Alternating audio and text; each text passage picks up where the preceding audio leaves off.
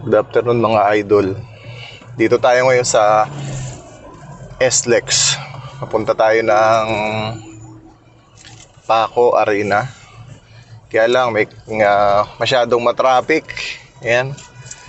Actually hindi pa tayo nakakarating dito sa may Susana Heights. Ayan no, slow moving talaga sa expressway yung mga sasakyan. Kasama natin si Kuya, si Jumaymay at saka si Carl, tama ba?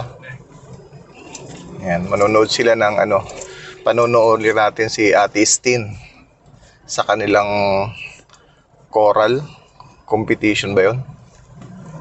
So, merong invitation na sumali sila.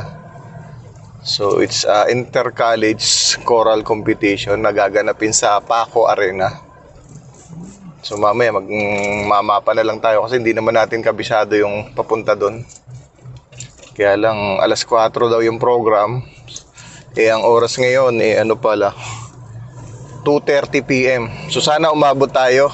Hindi pa tayo maabot ng Susana Heights. Sana hindi na masyadong mahaba yung traffic pagkalampas nitong Susana Heights o nitong Alabang.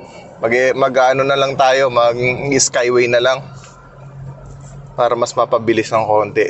Ayun muna mga idol at update na lang namin kayo mamaya.